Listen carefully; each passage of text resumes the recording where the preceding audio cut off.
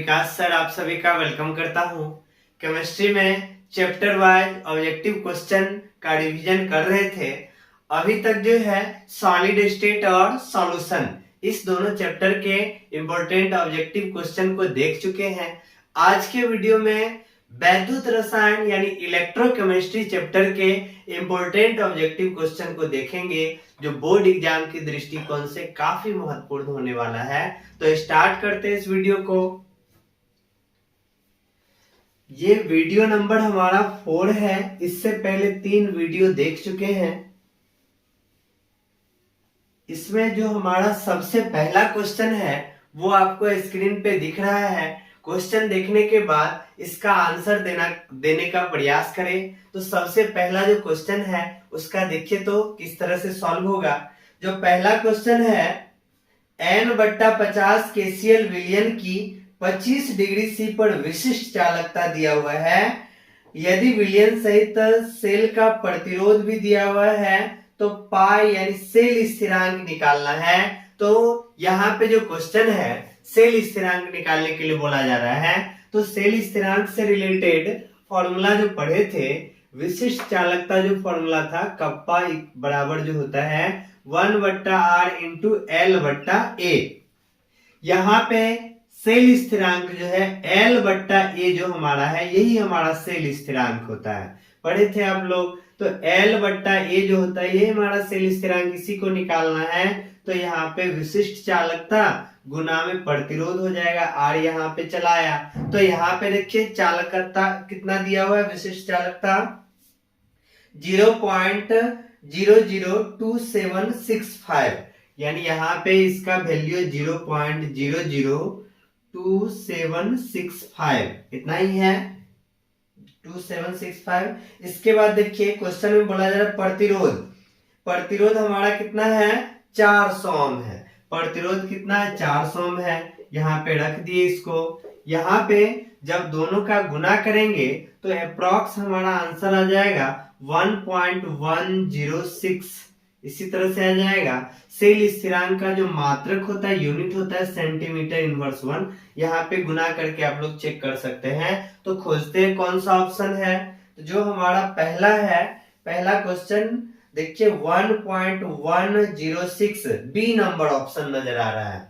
तो B number में है। तो आज का जो पहला क्वेश्चन है इसका आंसर क्या आ जाएगा, बी नंबर हो जाएगा। सेल स्थिरांक हम लोग यहाँ पे निकाल लिए। सेल स्थिरांक को बताए थे G स्टार से भी सूचित किया जाता है और सेल स्थिरांक बराबर होता है L/A। तो पहला क्वेश्चन हो गया। अब इस क्वेश्चन के बाद हम लोग नेक्स्ट क्वेश्चन पे चल रहे, दूसरा नंबर। तो दूसरा नंबर क्वेश्चन आपको स्क्रीन पे दिख रहा है। आंसर बताइए इसका क्या होगा। दूसरा नंबर देखिए, बोला जा रहा है अच्छे चालकत्व विलयन वाले पदार्थ होते हैं, यानी चालकत्व क्या होना चाहिए, अच्छा होना चाहिए। तो यहाँ ऑप्शन देखते हैं। दुर्बल विद्युत अपघट्य, दुर्बल विद्युत अपघट्य जो है अच्छा चालकत्व नहीं दर्शा सकता है, क्योंकि विद्युत अपघट्य जो होता है, प्रबल जो होता है वो पूर्ण रूप से टूट जाता है, और जो पूर्ण रूप से टूटेगा वही तो विद्युत धारा का संचालन अच्छे से करेगा। तो यहाँ पे दुर्बल विद्युत अपघट्य तो होगा नहीं। बी नंबर ऑप्शन देखिए, प्रबल विद्युत अपघट्य, यानी अच्छे चालकत्व विलयन वाले पदार्थ जो होंगे वो हमारा क्या हो जाएगा, प्रबल विद्युत अपघट्य होगा, जो पूर्णतः आयन में टूट जाता है और जिससे विद्युत धारा का प्रवाह भी क्या हो जाता है, बहुत अच्छे से होता है। तो यहाँ पे हमारा दूसरा जो आंसर है इसका भी क्या होगा, बी हो जाएगा। दूसरा का क्या लगाना है, बी लगाना है। अब आप लोग तीसरा क्वेश्चन देखिए, तीसरा का आंसर बताइए क्या होगा। तीसरा नंबर क्वेश्चन में बोला जा रहा है विशिष्ट चालकता की इकाई होता है। तो विशिष्ट चालकता यहाँ जस्ट अभी पढ़े हैं, कप्पा जो होता है यही हमारा विशिष्ट चालकता होता है 1/r × L/A। तो ये हमारा प्रतिरोध है। प्रतिरोध का मात्रक जान रहे ओम होता है, प्रतिरोध का मात्रक ओम हो गया। तो ओम यहाँ पे हमारा ऊपर जाएगा तो इनवर्स 1 हो जाएगा। फिर यहाँ पे लंबाई है, लंबाई के लिए क्या होता है, सेंटीमीटर होता है। फिर इसके बाद क्षेत्रफल के लिए सेंटीमीटर स्क्वायर। यहाँ पे जो है हम लोग सेंटीमीटर का प्रयोग करते हैं। ऐसे एसआई मात्रक देखा जाए तो लंबाई का मीटर होता है, लेकिन विशिष्ट चालकता के टर्म में, मोलर चालकता के टर्म में, तुल्यांकी चालकत्व के टर्म में जो हमारा मीटर के जगह हम लोग सेंटीमीटर का उपयोग करते हैं। तो यहाँ से कट जाएगा, तो यहाँ पे हमारा आंसर हो जाएगा ओम इनवर्स 1 और सेंटीमीटर इनवर्स 1, क्योंकि ये भी ऊपर जाएगा तो ऊपर में इनवर्स 1। तो देखिए विशिष्ट चालकता को जो मात्रक हो जाएगा वो हमारा हो जाएगा ओम इनवर्स 1 सेंटीमीटर इनवर्स 1। कौन सा ऑप्शन है? तो ऑप्शन नंबर सी में देखिए सेंटीमीटर इनवर्स 1 ओम इनवर्स 1। तो हमारा तीसरा का क्या हो गया? सी नंबर हो गया, तीसरा का सी हो गया। नेक्स्ट क्वेश्चन की तरफ चल रहे हैं। नेक्स्ट क्वेश्चन में क्या कहा जा रहा है, तो इसका आंसर बताइए। नेक्स्ट हमारा चौथा है। चौथा में देखिए तो क्या बोला जा रहा है, विलियन जिसमें प्रति लीटर 2.54 ग्राम CuSO4 उपस्थित है, तुल्यांकी चालकता दिया हुआ है और इसका चालकता, तुल्यांकी चालकता तो दिया हुआ है, चालकता यानी कप्पा पूछा जा रहा है। तुल्यांकी चालकता के टर्म में पढ़े थे फॉर्मूला, लेमडा EQ जो होता है हमारा K गुना यानी कप्पा गुना 1000 बट्टा में C, और C हमारा क्या होता है, ये हमारा नॉर्मलता में होता है। सांद्रता किस में होना चाहिए? नॉर्मलता में होना चाहिए। अब यहाँ पे क्वेश्चन में नॉर्मलता यानी डायरेक्ट दिया हुआ नहीं है, विशिष्ट चालकता पूछा गया है और तुल्यांकी चालकता का मान जो है वो दिया गया है। तो यहाँ पे हमको सबसे पहले C निकालना है, नॉर्मलता। तो नॉर्मलता निकालते हैं, यहाँ पे C निकालते हैं। C के लिए फॉर्मूला पढ़े हैं, प्रति लीटर विलियन में ग्राम तुल्यांक की संख्या, ग्राम इक्विवेलेंट बट्टा में वॉल्यूम। यहाँ पे C पहले निकालेंगे, उसके अनुसार रखना है। यानी C जो है ये हम लोग पढ़े हैं ग्राम इक्विवेलेंट बट्टा में वॉल्यूम यानी आयतन पढ़े हैं। इसके बाद ग्राम इक्विवेलेंट जो है ये इस ग्राम इक्विवेलेंट पढ़े हैं मास गिवन, मास बट्टा में इक्विवेलेंट वेट और गुना में ये हमारा वॉल्यूम है। इस तरह से हम लोग पढ़े थे। यहाँ पे मास क्वेश्चन में देखिए द्रव्यमान दिया हुआ है, द्रव्यमान कितना है? 2.54 है, 2.54 है। इक्विवेलेंट वेट CuSO4 हमारा है, CuSO4 है, तो CuSO4 के लिए इक्विवेलेंट वेट, यहाँ पे इक्विवेलेंट वेट पढ़े हैं एटॉमिक वेट बट्टा में वैलेंसी। तो एटॉमिक वेट कैसे पता चलेगा? कॉपर का कितना होता है? 63.5। फिर हमारा सल्फर है 32 हो गया, ऑक्सीजन जो है हमारा 64 हो जाएगा। सबको जोड़ देंगे तो यहाँ पे 4 2 6 3 9, फिर यहाँ पे 9 हो गया, फिर 6 3 9 6 15.5। इक्विवेलेंट वेट होता है हमारा एटॉमिक वेट बट्टा वैलेंसी। तो CuSO4 इसका वैलेंसी कितना हो जाएगा? 2 हो जाता है। तो इस तरह से यहाँ पे, और वॉल्यूम क्वेश्चन में बोला जाए प्रति लीटर, प्रति लीटर मतलब 1 हो गया। तो यहाँ से हम लोग देख रहे हैं ये 2 हमारा कहाँ चला जाएगा? ऊपर चला जाएगा, यानी 2.54 गुना 2 बट्टा में 159.5, ये हमारा C का वैल्यू आया है। तो क्वेश्चन में हमको तो कप्पा पूछा जा रहा है, तो कप्पा यहाँ पे क्या आ जाएगा? लेमडा EQ गुना में C या बट्टा में 1000 हो जाएगा। तो यहाँ पे देखो तुल्यांकी चालकता का मान कितना दिया हुआ है क्वेश्चन में? 91 दिया हुआ है, 91 दिया हुआ है। तो 91 है, यहाँ पे रख दिए हैं। C का वैल्यू यहाँ पे 2.54 गुना 2 और बट्टा में हमारा कितना जाएगा? 159.5 आ जाएगा, और ये हमारा 1000 गुना में है। इस तरह से यहाँ पे हम लोग रख दिए हैं सबका मान। यहाँ पे जैसे गुना भाग करेंगे तो लगभग हमारा आ जाएगा 2.9 गुना 10 के पावर -3। गुना भाग करके देख लेंगे तो इतना मान हमारा आ जाता है 2.9 गुना 10 के पावर -3। तो यही हमारा चालकता हो जाएगा। ऑप्शन नंबर कितना आ जाएगा? चौथा का A नंबर आ जाएगा। चौथा का ए हो जाएगा। यहाँ कप्पा का मात्रक दे सकते हैं ओम इनवर्स 1 सेंटीमीटर इनवर्स 1। विशिष्ट चालकता का मात्रक यही आता है। तो इस तरह से हम लोग चौथा नंबर क्वेश्चन देख लिए। यहाँ पे गुना भाग करके देख लीजिएगा। ये सब जो है बेसिक इसमें आप लोग को पहले से निश्चित रूप से आना चाहिए। फॉर्मूला बेसिस न्यूमेरिकल है, तो न्यूमेरिकल में फॉर्मूला ध्यान में रहना चाहिए, निश्चित रूप से बनेगा। फिर हम लोग चल रहे हैं नेक्स्ट क्वेश्चन 5 नंबर। 5 नंबर बनाइए। तो 5 नंबर में क्या बोला जा रहा है, किसी भी इलेक्ट्रोड का इलेक्ट्रोड विभव निर्भर करता है। तो इलेक्ट्रोड विभव किस पे निर्भर कर रहा है? ऑप्शन है धातु की प्रकृति पे, तो इलेक्ट्रोड विभव धातु की प्रकृति पे भी निर्भर करता है। विलयन के ताप पर भी निर्भर करेगा। विलयन की मोलरता पे भी निर्भर करेगा। ये सभी यानी पांचवा का आंसर हमारा क्या आ जाएगा, डी नंबर हो जाएगा। सब पे निर्भर कर रहा है, पांचवा का डी। नेक्स्ट हमारा छठा नंबर देखिए।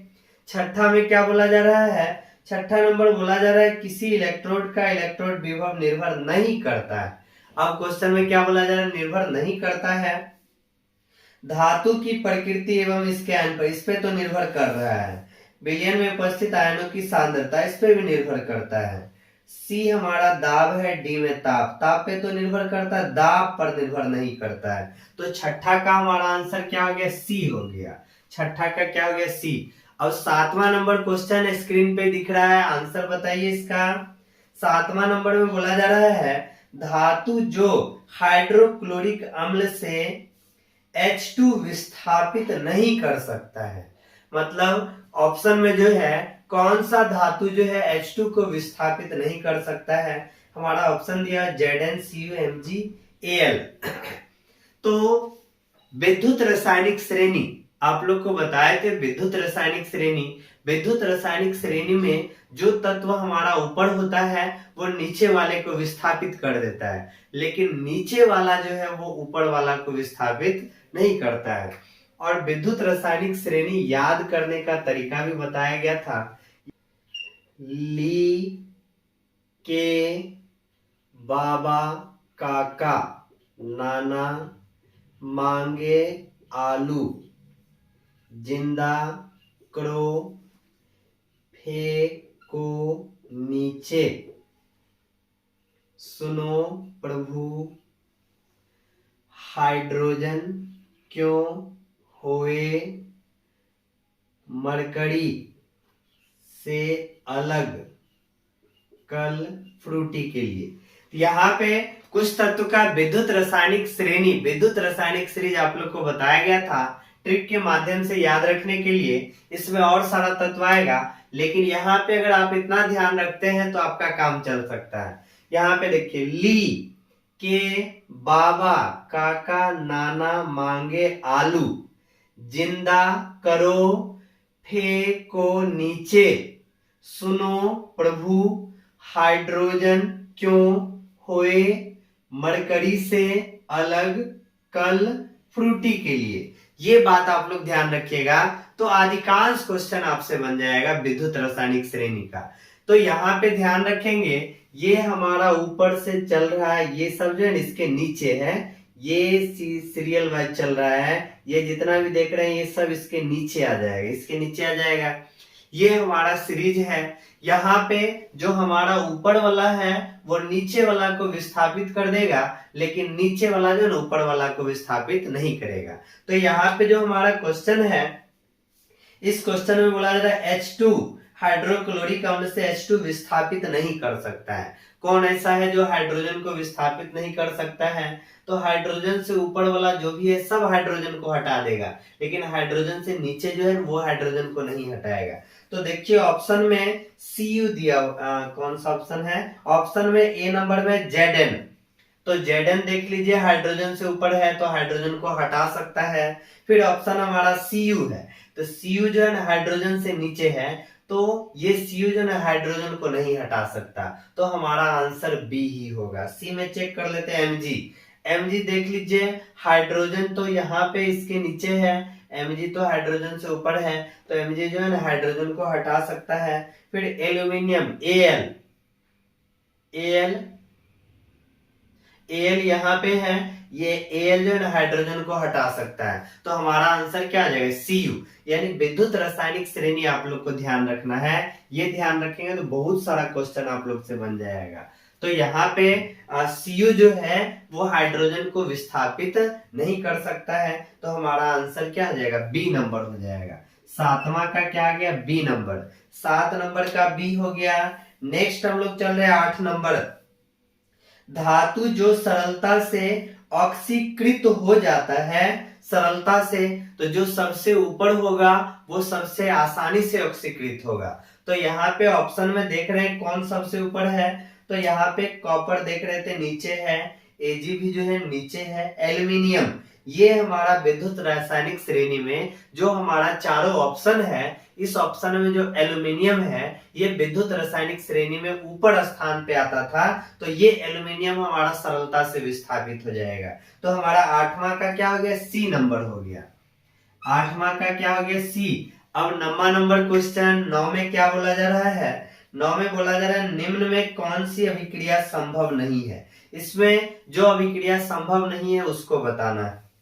तो सबसे पहला अभिक्रिया है CuAgNO3 है, मतलब Cu जो है ना Ag को हटा सकता है। तो विद्युत रासायनिक श्रेणी अभी देखे थे तो Ag हमारा क्या था, नीचे था, और Cu क्या था, ऊपर था। तो Cu जो है वो Ag को हटा सकता है, तो पहला अभिक्रिया संभव है। दूसरा हमारा CaO+H2, इसका मतलब ये अभिक्रिया बता रहा है कि H2 यानी हाइड्रोजन जो है वो Ca को हटा देगा, हाइड्रोजन जो है Ca को हटा देगा। यही अभिक्रिया गलत है, क्योंकि हम देखे थे ली के बाबा काका यानी Ca तो वैद्युत रासायनिक श्रेणी में क्या था, ऊपर था, और हाइड्रोजन क्या था, नीचे था। तो हाइड्रोजन के पास इतना क्षमता नहीं कि वो कैल्शियम को हटा सके, तो ये हमारा अभिक्रिया बी नंबर क्या है, गलत हो जाएगा। फिर सी में देखिए, सी में CuO+ में H2 है, मतलब हाइड्रोजन जो है कॉपर को हटा सकता है। तो विद्युत रासायनिक श्रेणी में देखे थे कॉपर हमारा नीचे था, हाइड्रोजन हमारा ऊपर था। तो हाइड्रोजन ऊपर था, इसका मतलब हाइड्रोजन जो है ना कॉपर को हटा सकता है। फिर इसके बाद Fe है प्लस H2SO4 है, यानी यहाँ पे Fe ये भी हमारे हाइड्रोजन को क्या कर सकता है, हटा सकता है, क्योंकि Fe जो है विद्युत रासायनिक श्रेणी में ऊपर है। तो हमारा जो आंसर ऑप्शन नंबर बी है, बी में जो CaO+H2 है, यहाँ से हाइड्रोजन के पास इतना क्षमता नहीं है कि वो कैल्शियम को हटा सके, तो यहाँ पे हमारा बी नंबर अभिक्रिया संभव नहीं है। तो इस तरह से हम लोग देख लिए, नंबर का क्या हो गया, बी नंबर हो गया, नंबर का बी हो गया। Next question 10 number. 10 नंबर में देखिए, 10 नंबर में बोला जा रहा है 4 तत्व ABCD दिया हुआ है, इसके अपचयन विभव क्रमशः ABCD है। तो A लिख दिए हैं यहाँ पे, B लिख दिए हैं, C लिख दिए हैं, D लिख दिए हैं। सबका अपचयन विभव देख लीजिए कितना कितना दिया हुआ है, -2.90 है, -2.90 है, +1.50 है, थोड़ा सा हटा देते हैं, C है हमारा, D है। इसके C में देखिए कितना है, C में दिया है -0.74 है, C में हमारा -0.74 है, और D में दिया हुआ है 0.34 +0.34 वोल्ट है। अब यहाँ पे क्वेश्चन में बोला जा रहा है इसमें सर्वाधिक प्रबल अपचायक, ध्यान रखिएगा, सर्वाधिक प्रबल अपचायक पूछा जा रहा है। तो यहाँ पे विद्युत रासायनिक श्रेणी में जो हमारा जो माइनस वाला टर्म होता है, माइनस जो है, यानी यहाँ पे माइनस जो होता है वो हमारा सबसे ऊपर स्थान ग्रहण करता है, माइनस वाला जो है वो हमारा ऊपर स्थान ग्रहण करता है, और प्लस वाला जो है वो हमारा नीचा स्थान ग्रहण करता है। तो यहाँ पे हमको देख लीजिए, यहाँ पे -2.90 है, तो A का स्थान, इससे अगर वैद्युत रासायनिक श्रेणी बनाया जाएगा तो A का स्थान ऊपर आ जाएगा। फिर इसके बाद B, ये C का स्थान उसके नीचे आएगा। फिर इसके बाद देख लीजिए यहाँ पे इसके बाद जो हमारा है D, तो D का स्थान उसके बाद आएगा, और सबसे लास्ट में किसका स्थान आएगा, बी का स्थान आएगा। तो यहाँ पे सबसे ज्यादा अगर क्रियाशीलता पूछा जाए तो सबसे ज्यादा क्रियाशील भी हमारा ए है, सबसे ज्यादा अपचायक विभव पूछा जाए तो वो भी हमारा ए है। धीरे धीरे क्या होता है, घटता है। क्वेश्चन में क्या बोला जा रहा है, प्रबल अपचायक, तो प्रबल अपचायक बोला जा रहा है तो सबसे ज्यादा प्रबल अपचायक हमारा कौन सा आ जाएगा, ए नंबर हो जाएगा। तो ए सबसे प्रबल अपचायक, क्योंकि माइनस में इसका मान सर्वाधिक है तो प्रबल अपचायक के रूप में ए। तो देखिए कौन सा ऑप्शन ए नंबर में दिया हुआ है, तो ए हमारा हो जाएगा 10 का क्या हो जाएगा, ए हो जाएगा। इस तरह के क्वेश्चन को ध्यान रखना है, ये क्वेश्चन ज्यादा संख्या में है, इसको कराते हैं धीरे धीरे अपना सारा समझ में आ जाएगा। फिर 11 नंबर देखिए, 11 में बोला जा रहा है तीन धात्विक आयन एक्स वाई जेड है। यहाँ पे एक्स है, वाई है और जेड है, तीनों है। अब यहाँ पे देखिए इसका वैल्यू कितना है, यहाँ पे अपचयन इलेक्ट्रोड विभव, ध्यान रखना है अपचयन इलेक्ट्रोड विभव है तो जो मान दिया है वही मान हम लोग रखेंगे। यहाँ पे अपचयन विभव है तो जो मान है वही मान रखना है। इसी जगह ऑक्सीकरण विभव दे देता तो चिन्ह को बदल के रखते। तो यहाँ पे वो क्वेश्चन भी आएगा, पहले इसको देखते हैं। तो अपचयन विभव है, जो मान है वही रखेंगे। 0.52 है, 0.52 है। इसके बाद -3.03 है, 3.03 है। इसके बाद फिर हमारा -1.18 है, -1.18 है। अब इसमें पूछा क्या जा रहा है, इसको देखिए। तो इसमें जो 1.18 संबंधित धातुओं का अपचयन क्षमता का क्रम, अपचयन क्षमता का क्रम, तो जो हमारा सबसे ऊपर होगा उसका अपचयन सबसे ज्यादा हो जाएगा। यहाँ पे देखिए y माइनस में सर्वाधिक है तो y हमारा सबसे ऊपर जाएगा, इसके बाद z होगा, इसके बाद हमारा x होगा। अपचयन का क्रम, तो सबसे ज्यादा अपचयन किस विभव किसका है, y का है, इसके बाद हमारा z का है और सबसे कम किसका हो जाएगा, x का हो जाएगा। इस तरह से अपचयन विभव का क्रम हो जाएगा, सबसे ज्यादा y फिर z और सबसे कम x। देखिए तो कौन सा ऑप्शन है, तो 11 नंबर में हमारा y सबसे ज्यादा, फिर z, फिर हमारा x। तो ये ऑप्शन नंबर ए में देखिए, ऑप्शन नंबर ए में अपचयन क्षमता का क्रम जो है y सबसे ज्यादा, z फिर इसके बाद x। तो हमारा 11 का क्या हो गया, ए नंबर हो गया, 11 में ए हो गया। फिर देखिए नेक्स्ट क्वेश्चन भी हमारा इसी तरह का है, 12 नंबर। ये सब निश्चित रूप से ध्यान रखिए, इससे रिलेटेड क्वेश्चन आने का संभावना बहुत ज्यादा रहता है। फिर 12 नंबर क्वेश्चन देखिए, 12 में फिर 4 को दिया हुआ है ए बी सी डी। तो यहाँ पे हम रख लेते हैं, ए रख लिए, बी रख लिए, सी रख लिए, उसके बाद डी रख लिए। ए बी सी डी में दिया क्या हुआ है, यहाँ पे भी अपचयन विभव, अपचयन विभव है तो जो है वही वैल्यू रखेंगे। तो अपचयन विभव -3.06 है। इसके बाद दूसरा बी का वैल्यू देख लीजिए, बी का वैल्यू है -1.63 है। सी का वैल्यू देखिए, सी का वैल्यू -0.40। डी का वैल्यू कितना है, डी का वैल्यू -0.80। ये सबका वैल्यू दे दिया गया है अपचयन विभव।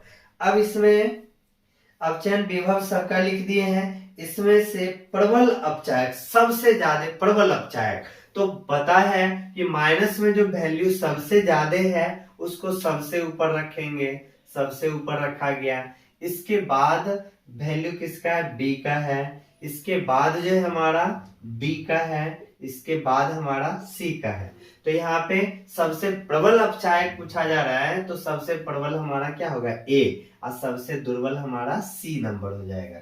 तो प्रबल पूछा जा रहा है यहाँ पे प्रबल अपचायक, तो प्रबल अपचायक कौन सा हमारा ए हो जाएगा। तो 12 का देख लीजिए कौन सा है, ए नंबर है, तो 12 का आंसर भी हमारा क्या हो गया, ए। इस तरह से बहुत आसान है ये सब क्वेश्चन, बस एक बार समझना है, अपने आप आ जाएगा। अब हम लोग चल रहे हैं नेक्स्ट 13 नंबर। 13 नंबर का आंसर आप लोग बताइए क्या है 13 नंबर का। तो 13 में देखिए, 13 में बोला जा रहा है फिर से ए बी सी है, तीनों है, ए बी सी है। तो ए लिख दिए, फिर बी लिख दिए, सी लिख दिए, ए बी सी है, ए बी सी लिख दिए। ए का मान रहा अपचयन विभव ही है, तो जैसा मान है वैसा ही रखना है। जैसे ही ऑक्सीकरण आए तो चिन्ह बदल के रखना है, ध्यान रखिएगा। अपचयन है, अपचयन विभव का मान दिया हुआ है 0.68 है, 0.68 है, -2.54 है। सी का वैल्यू देखिए कितना है, सी का वैल्यू -0.50 है, -0.50 है। अपचयन विभव का मान दे दिया है। इसके बाद करा अपचयन क्षमता का क्रम होगा, अपचयन क्षमता का क्रम। अपचयन क्षमता ही पूछा जा रहा है, फिर से वही बात। तो इसमें माइनस में सबसे ज्यादा वैल्यू किसका है, बी का है, इस कारण से बी हमारा सबसे ऊपर जाएगा। इसके बाद सी आएगा, इसके बाद ए आएगा। तो यहाँ पे क्रम पूछा जा रहा है, तो सबसे ज्यादा बी है, इसके बाद हमारा सी है, इसके बाद ए है। तो बी सी ए आ गया, बी सी ए खोजते हैं, सबसे ज्यादा बी, फिर सी, फिर ए। कौन सा ऑप्शन है, बी सी ए। 13 का बी सी ए किस में मिला, डी नंबर में, देखिए मिल रहा है डी नंबर में, तो डी हो जाएगा, यानी 13 का क्या हो जाएगा, डी नंबर। तो हमारा 13 का डी हो गया। देख रहे हैं बहुत ही आसान है, बहुत आसानी से, बस एक बार समझना है इसको। तो यहाँ पे 13 नंबर भी हो गया। अब हम लोग चल रहे हैं next 14 number question. 14 number question में देखिए क्या कहा जा रहा है, बनाइए तो इसको। 14 नंबर का आंसर बताइए। 14 में है एल आई है, बी ए है, एन ए है, एम जी है। तो यहाँ पे L I, B A, N A, M G है। यहाँ पे अपचयन विभव दिया हुआ है, क्वेश्चन आप लोग को दिख रहा है, क्वेश्चन से ही डायरेक्ट बनाते हैं। अपचयन विभव सबका दिया हुआ है। अपचयन विभव ये सबसे प्रबल ऑक्सीकारक, ध्यान दीजिए यहाँ पे सबसे प्रबल ऑक्सीकारक पूछा जा रहा है। इससे पहले हमसे अपचयन पूछा जा रहा था, प्रबल अपचायक कौन है।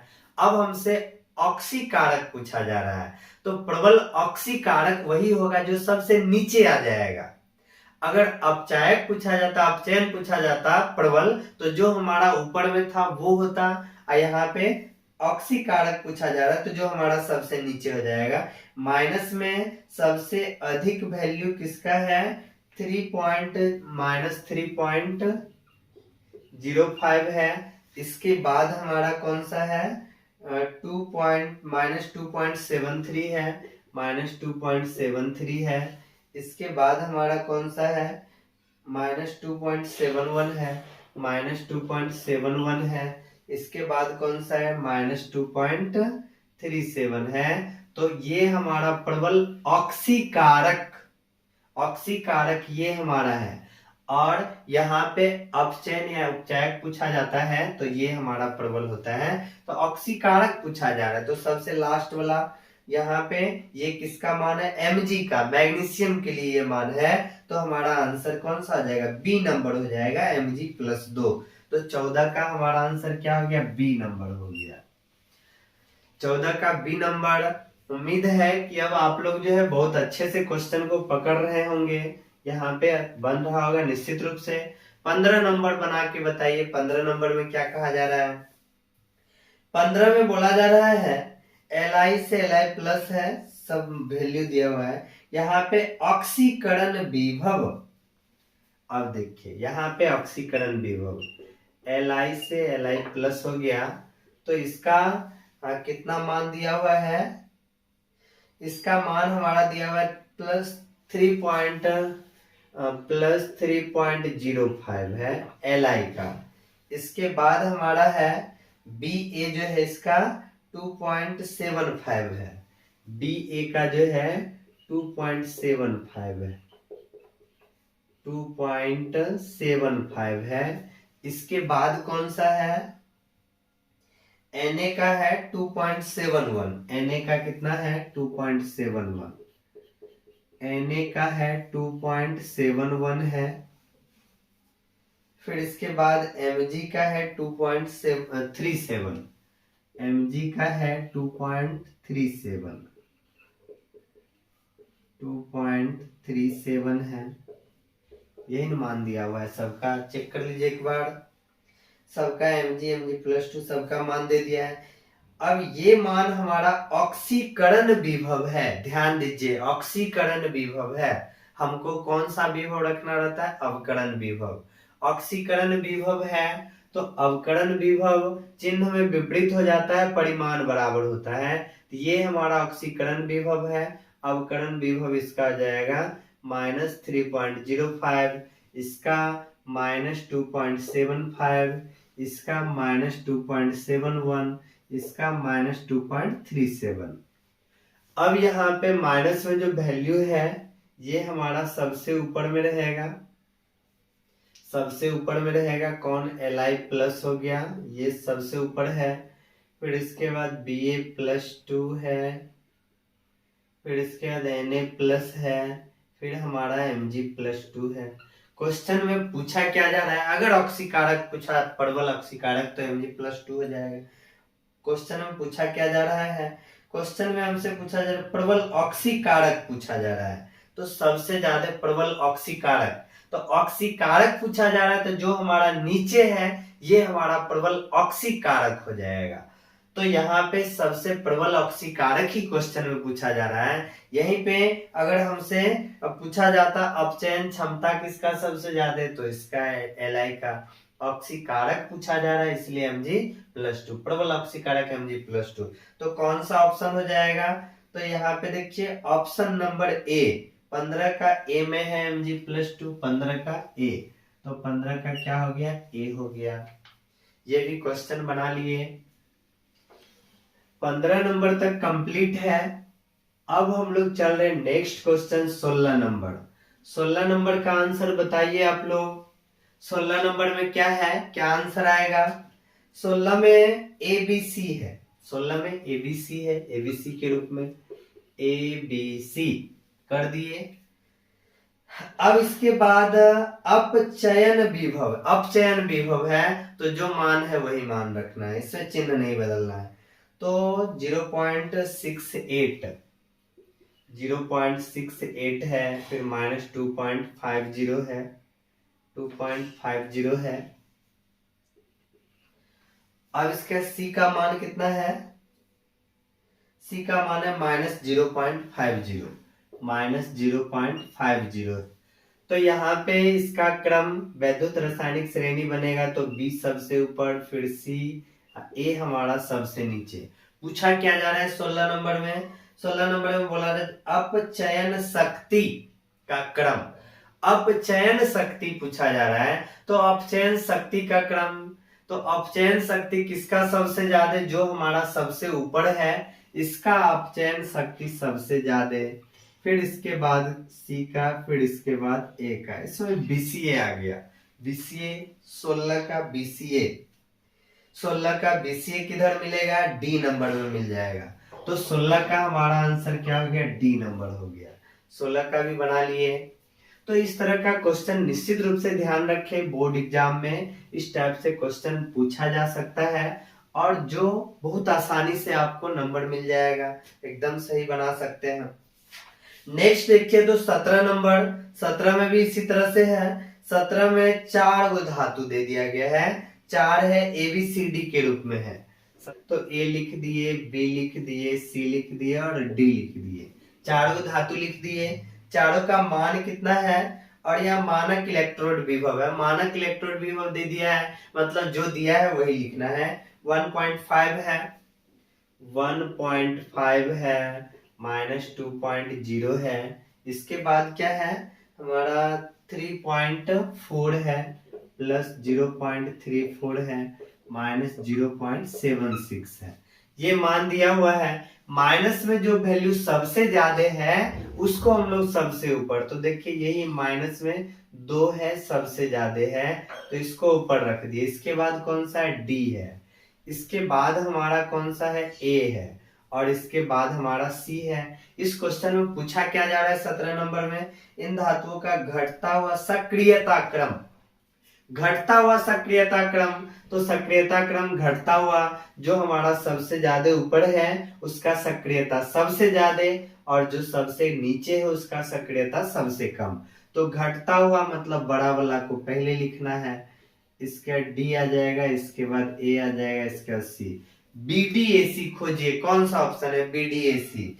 बीडीएसी बीडीएसी बीडीएसी सॉरी, ए तो हमारा सबसे नीचे चला जाएगा।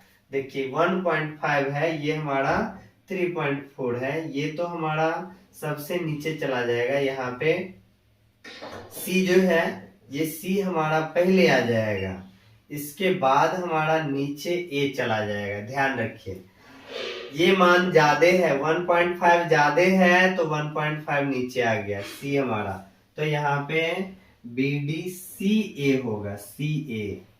हाँ, इस चीज को ध्यान रखिए, ध्यान रखना है, कैलकुलेशन ध्यान रखना है, गलती नहीं करना है। बी डी सी ए, बी डी सी ए, तो बी डी सी ए, बी डी सी ए कौन सा ऑप्शन हमारा? B number. 17 का क्या हो गया? B number.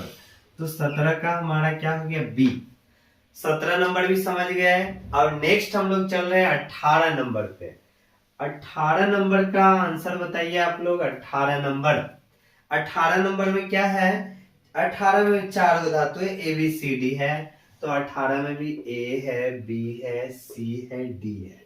इससे रिलेटेड जो भी क्वेश्चन अभी तक पूछा गया सारा करा रहे हैं, ताकि कोई भी क्वेश्चन आपसे छूटे नहीं।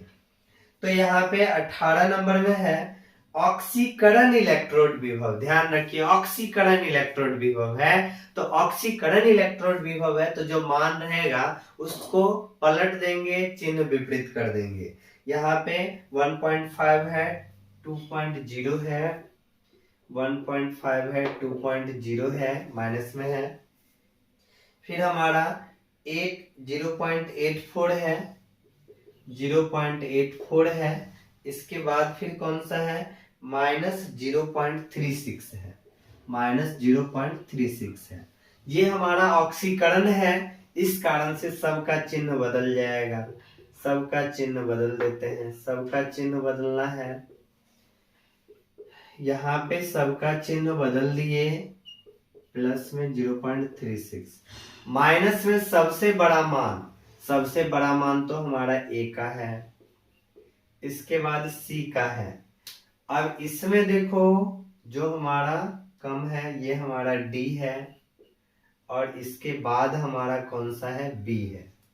ये क्रम आ गया, ये क्रम आ गया। पूछा क्या जा रहा है इसमें? 18 में पूछा जा रहा है बढ़ती हुई सक्रियता का क्रम। बढ़ती हुई सक्रियता मतलब जो सबसे कम है उसको पहले लिखना है, जो सबसे ज्यादा है उसको लास्ट में लिखना है। बढ़ती हुई सक्रियता, सबसे कम हमारा बी है, इसके बाद डी है, इसके बाद सी है, इसके बाद ए है। बीडीसीए, बीडीसीए, बीडीसीए, बीडीसीए यानी 18 का कौन सा? B number answer. 18 में क्या जाएगा? बी नंबर हो जाएगा। 18 नंबर भी बना लिए हैं। तो इस तरह से अब उम्मीद है आप लोग से कि इस तरह का जो क्रम होगा इसमें कभी भी गलती नहीं करिएगा, क्योंकि पूरा क्वेश्चन समझा दिए जिस टाइप का है, गलती नहीं कीजिएगा। अब हम लोग चल रहे 19 नंबर। 19 में देखिए Mg है, Cu है, Na है तथा Au की सक्रियता का सही क्रम। तो विद्युत रासायनिक श्रेणी पढ़े हैं, सक्रियता का सही क्रम Mg है, Cu है, Na है, Au है। तो ली के बाबा काका नाना, तो नाना वाला तो पहले आ गया। तो देखिए नाना कहाँ है? ऑप्शन ए तो पहले रॉन्ग है। बी नंबर में देखिए नाना पहले नजर आ रहा है, तो नाना Na, फिर उसके बाद Mg, Cu तो उससे भी नीचे है। तो हमारा आंसर 19 का क्या हो जाएगा? बी नंबर हो जाएगा। 19 का बी नंबर, 19 का बी। नेक्स्ट हम लोग 20 नंबर पे चल रहे हैं। 20 नंबर में बोला जा रहा है निम्नलिखित 4 रंगहीन लवणों के विलयन पृथक पृथक परख नलियों में रखे, प्रत्येक में तांबे का एक पट्टी डुबा दिया गया। सभी विलयन में तांबे यानी कॉपर। तो कॉपर का पट्टी डुबा दिया गया है तो कौन सा विलयन अंत में नीला हो जाता है? तो देखेंगे कॉपर जो है डुबाया गया है, तो कॉपर जिसको विस्थापित कर दिया, कॉपर जिसको हटा दिया, यानी कॉपर से नीचे, सक्रियता श्रेणी में कॉपर से जो नीचे होगा उसको कॉपर हटाएगा। तो ए ऑप्शन है हमारा Zn, तो Zn को तो हटाएगा नहीं। बी में हमारा Cd को भी हटाएगा नहीं। 80 नंबर में AgNO3, तो कॉपर तो Ag को हटा सकता है। विद्युत रासायनिक श्रेणी में देखे थे कॉपर का स्थान ऊपर है और Ag का स्थान नीचे है, तो कॉपर जो है ना Ag को हटा सकता है, तो यही विलयन हमारा नीला हो जाएगा। तो हमारा 20 का आंसर क्या हो जाएगा? सी। 20 का क्या हो गया? सी हो गया। अब हम लोग 21 नंबर पे चल रहे हैं।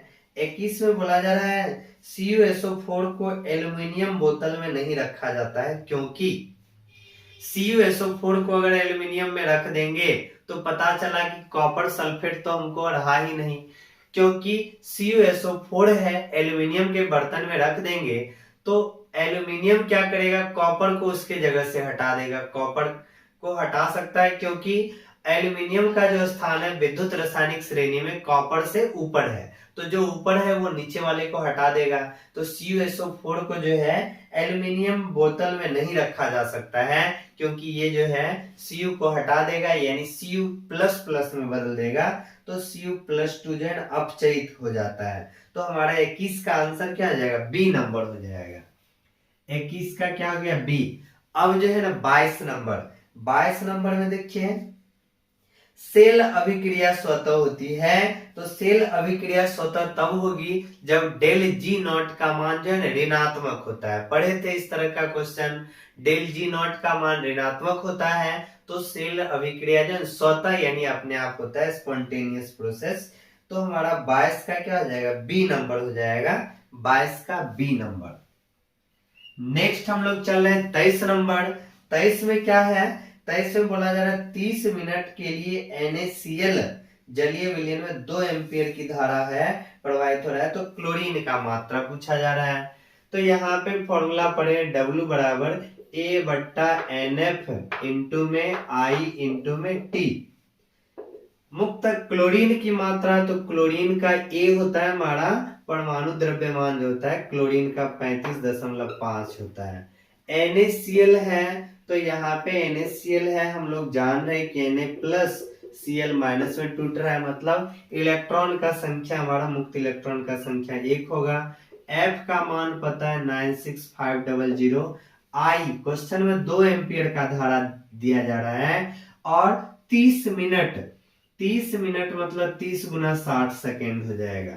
जब यहाँ पे इसका गुना भाग करेंगे तो लगभग 1.32 ग्राम आना चाहिए, 1.32 ग्राम आना चाहिए, इसी के आसपास आएगा 1.32 ग्राम, यानी 23 का हमारा कौन सा? B number answer. 23 का क्या हो गया? बी। नेक्स्ट हम लोग चल रहे हैं 24 नंबर पे। 24 में क्या कहा जा रहा है? Al2O3 से 1 मोल एल्यूमिनियम प्राप्त करने के लिए आवश्यक आवेश। तो इस तरह का भी क्वेश्चन ध्यान रखना है। Al2O3 है, 1 मोल एल्यूमिनियम प्राप्त करना है। Al2O3 है, पता है हम लोग को, ये हमारा टूटेगा 2Al+3 + 3O- इस तरह से टूटेगा। तो हमको एल्यूमिनियम +3, Al+3 से हमको क्या चाहिए? एल्यूमिनियम चाहिए। तो इसके लिए हमको यहाँ पे 3 इलेक्ट्रॉन रखना पड़ेगा। तो यहाँ पे जितना मोल इलेक्ट्रॉन है तो वही हमारा फैराड, यानी 3 इलेक्ट्रॉन यहाँ पे नजर आ गया, तो यहाँ पे आवश्यक आवेश 3F हो जाएगा। 3F, 3 इलेक्ट्रॉन नजर आया इसलिए आवश्यक आवेश 3F हो जाएगा। तो देखिए कौन सा ऑप्शन है? सी नंबर। 24 का क्या हो गया? सी नंबर हो गया, 24 का सी। नेक्स्ट 25 नंबर पे, 25 में बोला जा रहा है फैराडे का विद्युत विच्छेदन का द्वितीय नियम संबंधित है। तो विद्युत विच्छेदन का द्वितीय नियम में पढ़े थे कि समतुल्यांक भार के सीधा समानुपाती होता है, तो विद्युत अपघट्य समतुल्यांक भार से संबंधित है। तो 25 का क्या आ गया? बी नंबर आ गया। नेक्स्ट हमारा 26 नंबर। 26 में बोला जा रहा है कौन द्वितीयक सेल है? तो द्वितीयक सेल आप लोग को बताए थे, लेड स्टोरेज सेल हो गया, निकेल कैडमियम सेल हो गया, ये दोनों हमारा द्वितीयक सेल के अंतर्गत आता है। तो लेड स्टोरेज सेल जो है वो हमारा द्वितीयक सेल है। तो यहाँ पे ऑप्शन में है बी नंबर में लेड स्टोरेज बैटरी है, यानी 26 का क्या हो गया, बी नंबर हो गया। तो इस तरह से इलेक्ट्रोकेमिस्ट्री का जो इम्पोर्टेंट क्वेश्चन है वो कर लिए हैं।